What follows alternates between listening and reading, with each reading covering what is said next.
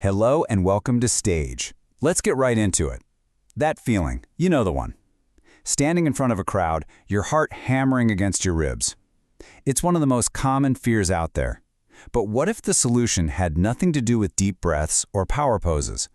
What if it was something way simpler? I mean, this just hits home, doesn't it? The shaking hands, the wobbly knees, that voice in your head screaming, "Get me out of here."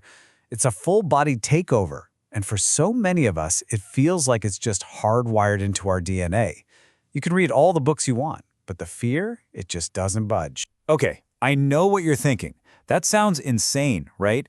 Lean into the embarrassment, the very thing we're trying to avoid. It feels totally backward. But trust me on this, because this one weird little idea could be the thing that finally flips the switch in your brain. All right, so first up, why does our brain even do this to us? To get that, we need to take a little trip back in time. Everybody meet Bob. He's your great, way back ancestor. Now, Bob's life is pretty simple. No meetings, no deadlines. His entire existence revolves around one thing: his tribe. See, for Bob, being liked by the tribe means survival. It means food, safety, the whole deal. But if he messes up, if he gets judged and kicked out of the group, well, that's not just awkward. That's a death sentence. Suddenly he's all alone, and he's looking a lot like lunch for the neighborhood lion. So his brain has one job: avoid social rejection at all costs. And here is the absolute core of the problem. Your brain is still running on Bob's old, ancient operating system. So when you get up to give a presentation, it doesn't see a boardroom. It sees a life-or-death survival threat. It thinks the lions are waiting. But in our world, the stakes are so low. Your fear is basically a fossil. It's an outdated program that's no longer serving you. So how do we update that programming? We use something I call the constructive embarrassment fix. And yeah, the idea is to fight fire with fire, or, fear with fear. Think of it like this. Constructive embarrassment is like taking your brain to the gym. By choosing to do these small, slightly cringy things, you are intentionally triggering that fear response in a controlled way. You're showing that ancient part of your brain, see, people stared, it was awkward, and guess what? We survived. You're recalibrating what it considers a threat. So what does this actually look like? Well, a first attempt could be as simple and as terrifying as walking up to a total stranger and saying this. The point isn't even about getting the hug. It's about that moment of decision, pushing through that wall of, "Oh my God, this is so weird," and doing it anyway.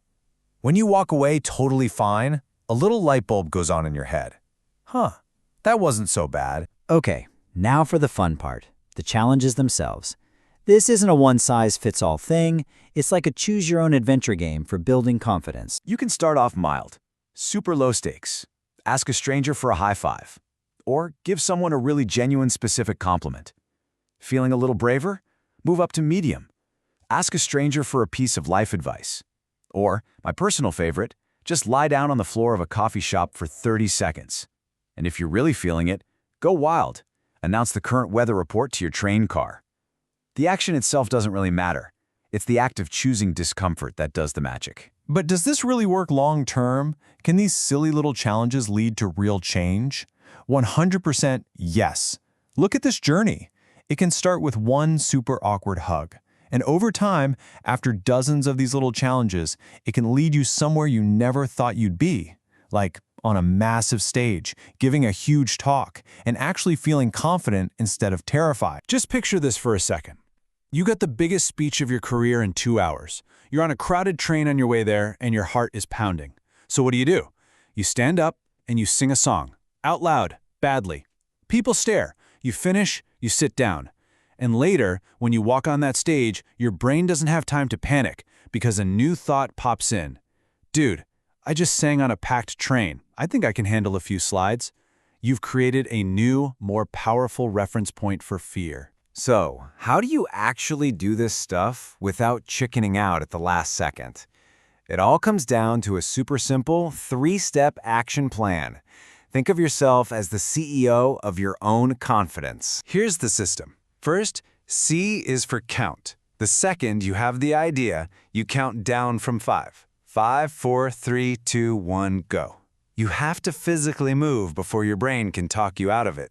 Next, E is for embrace. When that wave of fear washes over you, and it will, don't push it away. Welcome it. Notice how it feels in your body, because that's the exact feeling you're training to handle.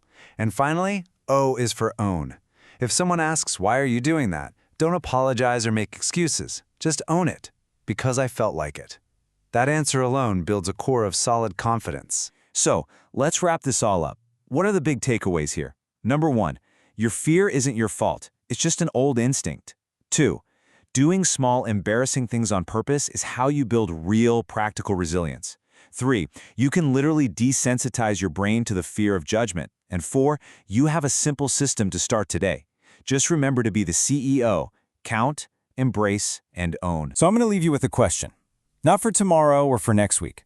For today, what's one small, mild, slightly embarrassing thing you can do? Maybe you ask for that high five. Maybe you just give a stranger a compliment. Whatever it is, that one tiny action is your first real step to taking back your confidence, not just on a stage, but in your entire life. Thanks so much for joining us on stage.